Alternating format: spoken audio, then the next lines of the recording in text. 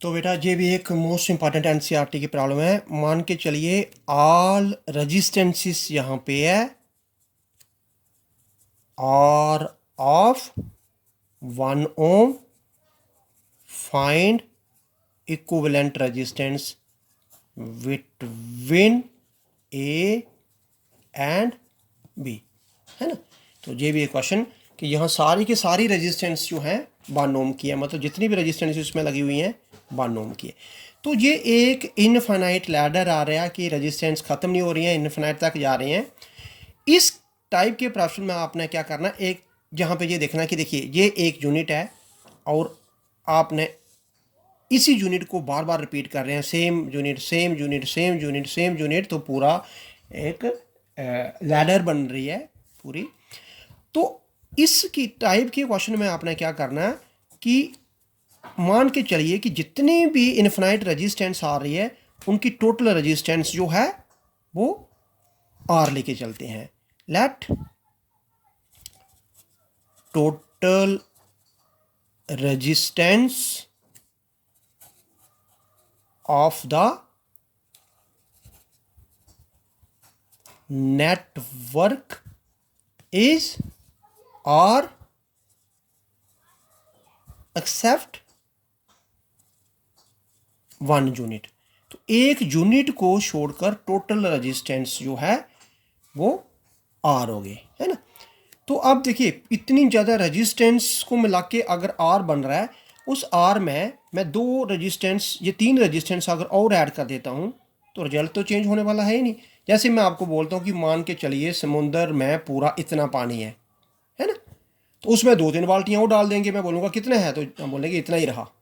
तो वही चीज़ इसको आप थोड़ा सा रिपीट करके ऐसे बना रहे हैं, ये 1 ओम, ये 1 ओम और ये भी हमारे पास 1 ओम और ये बाकी पूरा कंबाइन करके जितना भी आपने लगाया आपने बोला कि वो आर आ गया, है ना। तो एक सर्किट को आपने रिड्यूस कर दिया। अब देखिए अब ये दोनों ये वाले अगर देखेंगे तो ये क्या है, पैरेलल। तो अगर मुझे इसे सॉल्व करना होगा तो ये हमारे पास पैरेलल बन जाएगा और पैरेलल में क्या करेंगे आप, आर इंटू 1 और आर प्लस 1 करेंगे। ये 1 ओम है, ये भी 1 ओम है ना। तो ये ऐसा अब ये तीनों की तीनों जो हैं वो सीरीज़ में है। तो सीरीज़ में टोटल रेजिस्टेंस आपने बोला कि जैसे कि चेंज होने वाली नहीं है वो आर ही रखें। तो ये भी 1 है, ये भी 1 है, 1 और 1 2 2 में ये चीज़ ऐड हो जाएगी, 2 में आप ऐड कर रहे हैं आर प्लस 1। तो ये क्या बन जाएगा, R is equal to this is 2R plus 2 plus R. तो ये हमारे पास divide by R plus 1, it means R is equal to 2R और R, this is 3R plus 2 divide by R plus 1। अब जब आप इन्हें मल्टीप्लाई करेंगे ये बन जाएगा R square plus R is equal to 3R plus 2। Totally finally ये बन जाएगा आर स्क्वेयर, 3R को इधर आने दें, माइनस 2R, 2R को भी इधर आने दें, -2 इज इक्वल टू 0। तो ये एक क्वाड्रेटिक इक्वेशन बन गई हमारे पास।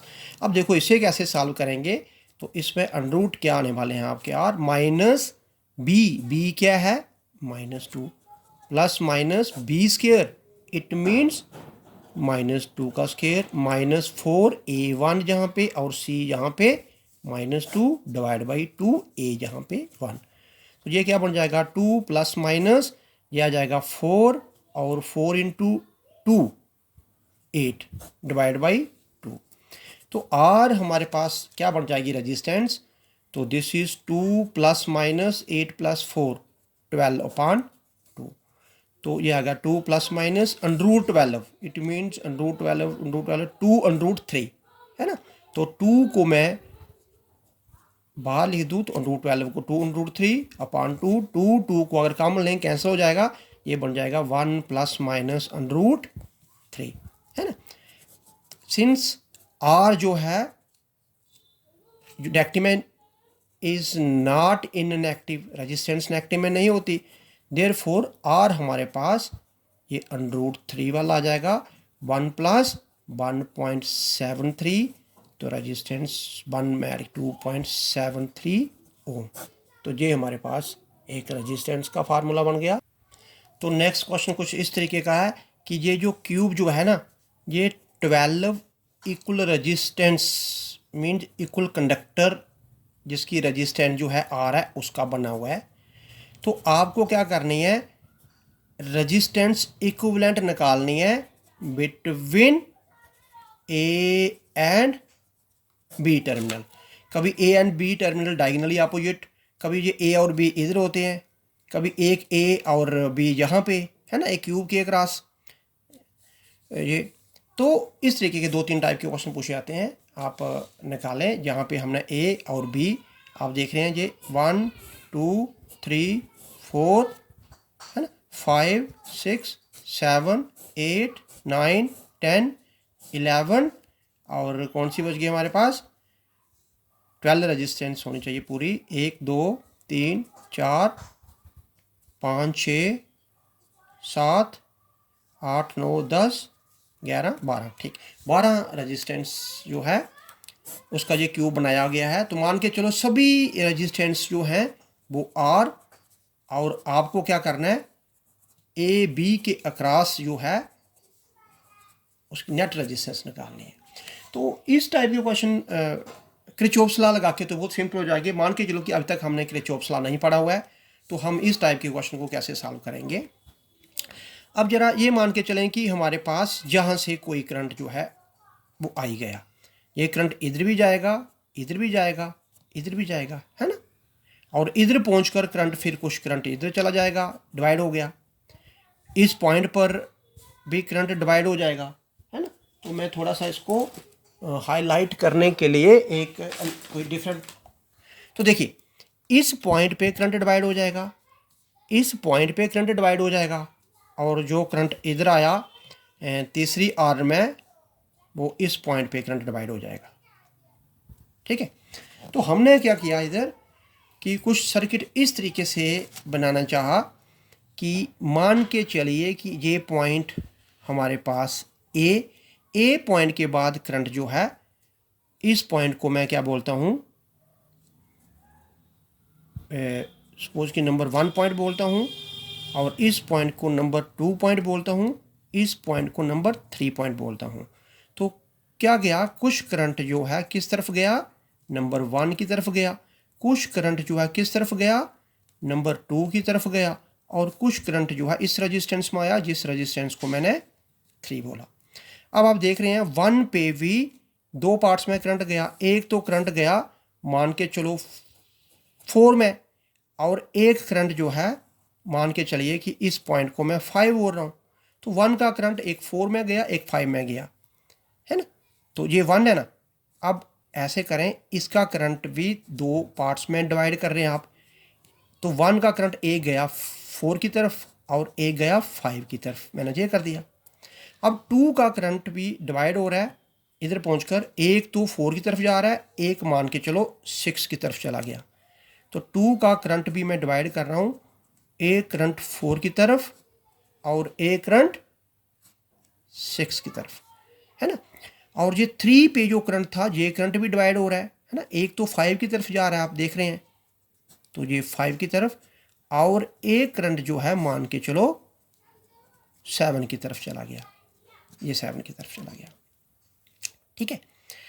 अगर मैं इनको कंबाइन करता हूँ, ये 4 और ये 4 है ना, ये 5 सेम पोटेंशियल बन जाएगा ना, और ये 5, और एक करंट जो है ये 6, इसका 6, 2 का भी एक 6 की तरफ गया, और 5 का 3 पे एक 5 की तरफ गया, एक 6 की तरफ गया, एक 5 की तरफ, ये 6 है, तो 6 और 6 कंबाइन हो जाएंगे, है ना।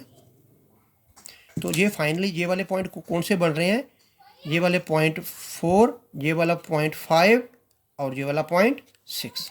अब आप देख रहे हैं 4 से भी करंट किस तरफ आ रहा है, बी की तरफ, है ना, 6 से भी करंट किस तरफ आ रहा है, बी की तरफ, 5 से भी करंट किस तरफ आ रहा है, बी की तरफ।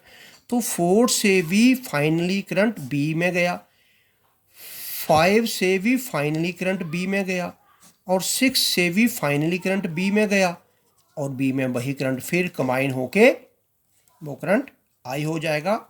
अगर ए पॉइंट से आई करंट आपने बोला था तो बी से भी करंट आई हो गया, है ना। अब देखिए यहाँ पे आप ये कह रहे हैं कि ये ए पॉइंट और बी पॉइंट के बीच में रेजिस्टेंस जो है, मान के चलिए कि सेम रेजिस्टेंस है, वो आर है, ये रेजिस्टेंस भी आर है, ये रेजिस्टेंस भी आर है। तो इसका मतलब हो गया सेम रेजिस्टेंस से करंट, तो जितना पोटेंशियल ड्रॉप यहाँ पे ए पे जो भी पोटेंशियल होगा, जितना पोटेंशियल इधर ड्रॉप होगा उतना इधर। तो ये पॉइंट जो है 2, 3 और ये 2 नहीं, ये वाला 1 पॉइंट है, ये पॉइंट 1, 2, 3 सेम पोटेंशियल के बन जाना चाहिए, है ना। ऐसे ही 4, 5, 6 भी सेम पोटेंशियल के पॉइंट हो गए ना। थोड़ा सा इधर ध्यान देने वाली बात है। तो आपने क्या देखा कि कौन कौन से 1, 2, 3 सेम पोटेंशियल के पॉइंट हैं, 1, 2, 3, है ना। तो इट मीन ये पैरेलल बन जाएंगे। ए और 2, 3 के बीच में 3 रेजिस्टेंस है, वो भी पैरेलल आर आर आर की। तो इट मीन्स ये हमारे पास ये पॉइंट कौन सा पॉइंट बना, ये पॉइंट बना 1, 2, 3। तो इस पॉइंट को मैं 1, 2, 3 बोलता हूँ। और ए पॉइंट और इसके बीच में तीन रेजिस्टेंस लगी हुई हैं, तो उनको पैरेलल है तीनों, तो इट मीन्स RY3 हो जाएगा, है ना। अब 1, 2, 3 और 4, 5, 6 के बीच में 6 रेजिस्टेंस लगी हुई हैं और इनका पॉइंट भी सेम है। तो ये सेम पॉइंट है, तो मैं सेम पॉइंट को इधर ज्वाइन कर देता हूँ। वो कौन सा पॉइंट है, 4, 5, 6। तो 4, 5, 6 सेम। और 4, 5, 6 के बाद हमारे पास आप देख रहे हैं वापस सेम रेजिस्टेंस है। अगर ये आर है, ये आर है, ये आर है ना, तो ये भी पैरेलल मान जाएंगे। सेम पोटेंशियल जो है ये एक पॉइंट से जुड़े और ये भी उसी सेम पोटेंशियल जुड़े, इट मीन ये भी पैरेलल, ये भी RY3 हो जाएगा। तो इनको कंबाइन करके भी आपने RY3 लिखा और ये हमारे पास बी आ गया। अब क्वेश्चन ये है कि बीच में हमारे पास 6 रेजिस्टेंस लगी हुई है और 6 रेजिस्टेंस इस पॉइंट के बीच में है और इस पॉइंट के बीच में, और 6 की 6 रेजिस्टेंस भी पैरेलल मानी जाएंगी, तो उनका भी RY6 हो जाएगा, है ना। मैं फिर एक बार रिपीट कर रहा हूँ, ये पैरेलल कैसे हो गई, आप ध्यान से देखिए।